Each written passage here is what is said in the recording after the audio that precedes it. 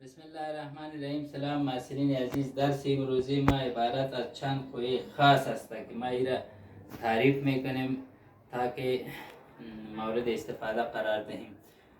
قوه اول که از قوه جاذبه است.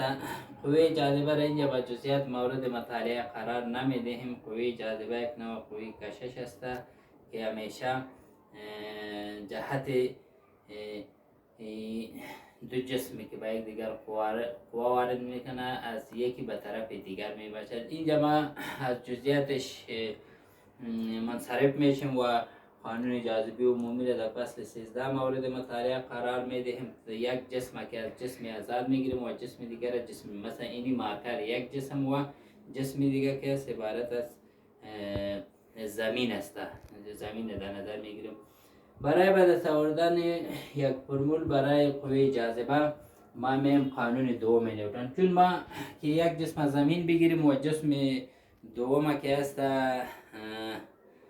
جاذبه زمین بگیریم، جهت قوه همیشه قوه جاذبه زمین همیشه به طرف پایین می باشه و قانون جاذبه عمومی را گفتم در فصل 13 مورد مطالعه قرار میدهیم. اینجا بس نمیگیم که او از اجسام بسیار کوچک الکترون و پروتون گرفته تا به اجسام سماوی که است بین یک دیگر که از قوه جاذبه داره، اونجا مورد بحث قرار میدهیم. حالا قانون دوم نیوتن که است برای محور وای نوشته میکنیم. به خاطر یک جسم که یک جسم آزاد شد، مثلا مارکر یعنی تخت پاک جسم دیگر زمین شد، پس قوه جاذبه زمین بر روی محور چیست؟ وای است. نوشته میکنیم که اف نت وای مساوی است با ام ضرب چی؟ ای وای. ام ضرب ای وای. به این شکل ایده نوشته کردم. حال قوه که از چند قوه وارد میشه؟ یک قوه وارد میشه. قوه چیست؟ جاذبه است. قوه جاذبه را که است اف نت خب قبلا صحبت کردیم. اف جی میگم، نوشته میکنم اف جی و ای مساوی است با ام و تعجیل جاذبه را به چی نشان داده بودیم؟ تعجیل جاذبه را که است به جی نشان داده بودیم. این بجای ای وای که از جی نشد. اف جی چی معنی؟ به معنی گراویتیشنل فورس. و اف ام کتله جسم است و جیم که است گراویتی است. واحدات چی را خب میفهمیم که واحدش متر پر چیست؟ متر پر سکند مربع است. و ام کتله است واحدش کیلوگرم و اف جی قوه جاذبه است واحدش که چیست؟ نیوتن است. حالا اگر بخوایم که را به شکل وکتوری نوشته کنیم، نوشته میکنیم که اف جی مساوی میشه با ام ضرب وکتوری جی. یک وکتور را بالایش که است میمانیم و میتونیم مثلا عزیز که اف جی را به حیث دو مرکبه، یک مؤلفه اسکالاری و یک مؤلفه وکتوری و جی را هم به می شکل بنویسیم. این که در فصل 3 و 4 از مورد مطالعه قرار دادیم. این عبارت از قوه جاذبه است که اف جی مساوی می جی و وکتور اف جی مساوی ام ضرب جی. این عبارت از چی شد؟ قوه جاذبه شد. میم قوه دیگه که از وزن جسم است. وزن جسم که است عبارت از مقدار قوه خالصی که برای جلوگیری از سقوط یک جسم آزاد به کار است. این را به نام چی میگم؟ مثلا اینی مارکر است. این را اگر ما رها کنم سقوط میکنه. اینی قوه که ما به این وارد میکنم، اینی قوه که از سقوط از مارکر جلوگیری میکنه، اینمی قوه که ما وارد کردیم قوه دست ما، اینمی عبارت از چیست؟ عبارت از وزن جسم است. مثلا ما اینی شکل میم در نظر میگیرم. این شکل باشه. ایده آلی میم امی که ما مارکره که ما مثال دادم این باشه. قانون دوم نیوتن بعد برای محور وای نوشته میکنم که اف نت وای مساوی میشه با ام ضرب چی؟ ای وای. ام ضرب ای وای به شکل. خوب اصلی نزید. بالا از این مارکر چند قوه عمل میکنه؟ دو قوه. یکی وزن جسم است، همین قوه دست ما که با دبلیو یا وایت نشان میتیم به طرف بالا. پس اینجا نوشته میکنم که دبلیو ای وزن جسم شد که عبارت از چی شد؟ عبارت از دبلیو شد. اف جی که از قوه جاذبه به طرف پایین است، پس چی میشه؟ منفی میشه. دو قوه وارد میشه رو دویش جمع کنیم. این مساوی میشه با ام. تعجیل چیست مثلا؟ تو که جسم بگیرم خود تعجیل صفر است. حرکت وجود نداره. حرکت وجود نداره، تعجیل چیست؟ صفر است. نوشته میکنم صفر. و این مساوی میشه ام که ضرب صفر کنم صفر میشه. و از اینجا نوشته میکنم که دبلیو منفی اف جی مساوی شد با صفر. و از اینجا نوشته میکنم که W مساوی شد با FG و از اینجا نوشت FG را به دست آورده بودیم چی بود؟ FG. از اینجا که هست نوشته میکنم که W مساوی شد با mg. پس وزن جسم اما قوه جاذبه زمین است که به این شکل به دست آوردیم که عبارت از چیست؟ mg است. قوه دیگه چیست مثلا ازی؟ قوه دیگه عبارت از قوه عمودی است.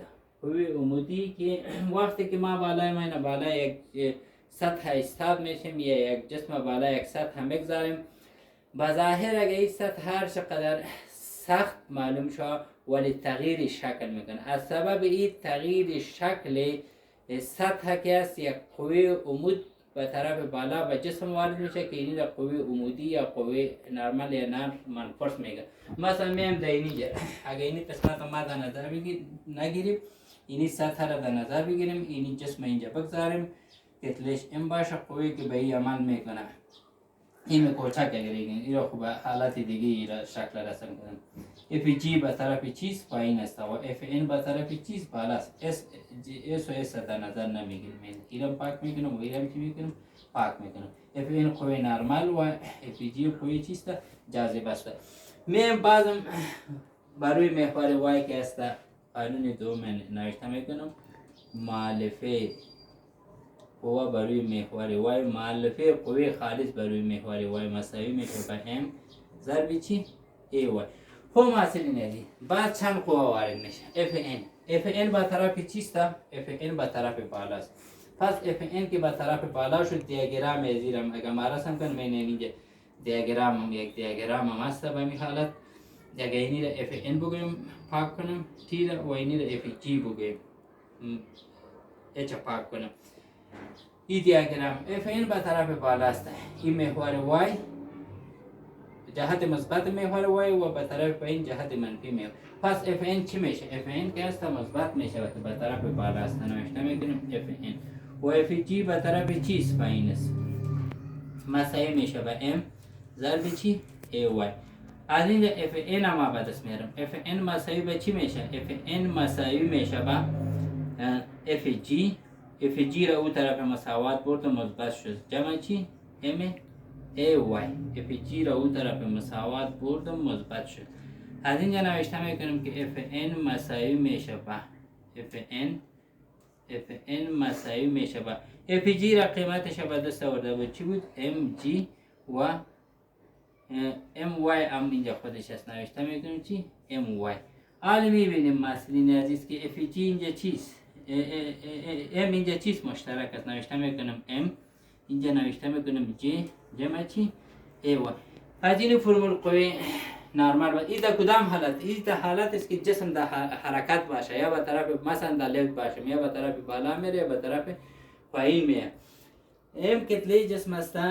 اگر این دیگه ما به این کوچک نشان بدم G تعجیل جاذبه زمین است و A که است تعجیل است که سبب حرکت با وجود می است. قوه وارد میشه و قوه عامل و سبب این قوه تعجیل با وجود می. حالا اگر جسم ساکن باشه مثلا عزیز اگر جسم ساکن باشه میم دینی رابطه AY یا دیل هر کدامش که صفر کنم نه اینجا نوشته میکنم براتون AY مساوی به چی میکنم؟ صفر میکنم دینی رابطه. FN مساوی به چی میشه؟ FN مساوی میشه به چی؟ MG.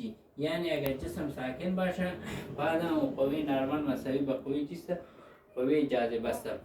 قوه دیگه عبارت از قوه استکاک است مثلا عزیز. قوه استکاک عبارت از یک قوه است که از حرکت نسبی اجسام جلوگیری میکنه و همیشه جهتش که است مخالف جهت چی میباشه؟ حرکت میباشه و با F خورد که است نشان داده میشه که به شکل کمی را انشالله ما شما در فصل دیگه که است میخوانیم. مثلا اینی سطح که ما در نظر بگیریم حرکت به این طرف باشه این جسم است قوه استکاک همیشه جهتش به کدام طرف است؟ به طرف مخالف جهت حرکت است به این طرف است. این قوه استکاک شد. دیگه که است یا استکاک به طور خلاص دیگه قوه کشش است. قوه کشش اگر ما بالا یک رسمان قوه وارد کنم کش کنم و این رسمان مثل اینجا بس این جسم وارد اینجا قوه وارد کنم همین قوه که بر رسمان وارد کنم امو قوه را رسمان به جسم وارد میکنه که جهتش که است جسم به طرف چیست؟ به طرف بیرون است. این قوه را به نام قوه چی یاد میکنند؟ کشش یاد میکنند. حالا میم یک مثال که از کار میکنیم. بله مثال چطور است؟ مثال دوستا که یک تایر است میگه 90 متر فاصله افقی را طی میکنه. به این شکل 90 متر.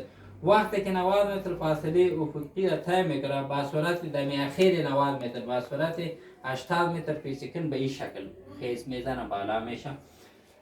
در اینجا که بالا میشه پیلوت یک احساس ترس یا وحش میکند که ما به طرف پشت سر کج شدیم. اینجا که ما پیلوت در نظر بگیرم این چوکی باشه، چوکی پیلوت بالا این چند قوه عمل میکنه؟ دو قوه که قوه جاذبه به طرف پایین است و دیگه قوه است که از چوکی با پیلوت چی میشه؟ وارد میشه. اینی فلاینگ فورس است و اینی که است جی گراویتیشنال. شما میگم این زاویه کج شدگی که پیلوت حس میکنه یا ترس میکنه که ما به طرف پشت است، اینی دو زاویه به هم، اینی زاویه راست پیش ما خواسته که ما شما میگم معلوم کنید که پیلوت واه زاویه کشیدگی که با کدام زاویه ما پشت این نمیره با دست بیاره. میم برای پیدا کردن زاویه مسئله عزیز از دو قوه را مسئله سرسم کنم. این اف سم یعنی سمیشن دو قوه عامل و قوه جاذبه را به این شکل رسم کنیم. برای پیدا کردن عزیز زاویه ما چی میکنم؟ برای پیدا کردن عزیز زاویه دیگه تانجانت میگیرم. برای نوشتن میکنم که تانجانت فی، تانجانت فی گفتیم اونجا، اینجا فی میگم. تانجانت فی مساوی میشه. تانجانت چیست؟ ضلع مقابل. این هم مثلا اینجا ضلع مقابل که است بروی محور x است. این محور x و این هم چی؟ محور y. محور این مقابل میشه. به خاطر این و این مساوی است مقابل قوه عامل F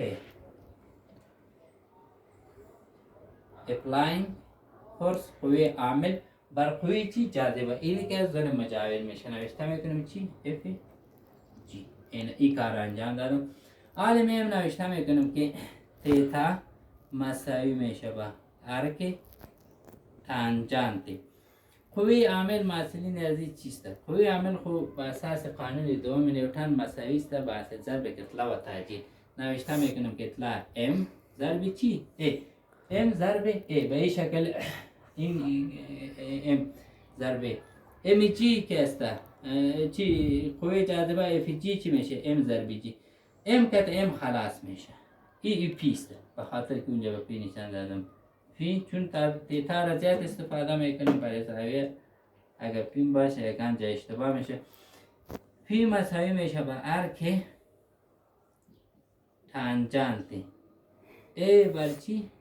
جی. خوب مسئولین عزیز جی خو معلوم است که تعدیل جاذبه زمین است. ای نمعلوم است. برای اکس هم اکس و اکس پر میم از این رابطه برای پیدا کردن ای وی مربع مساوی است با وی صفر مربع جمع دو ای اکس منفی اکس صفر. این معادله را در فصل دوم خواندیم. یکی از معادلات حرکت مستقیم خط با تعدیل ثابت است. خب مسئولین عزیز می سرعت اولیه را صفر میگیرم. بجای وی که است نوشته میکنم 85 متر بر سکند.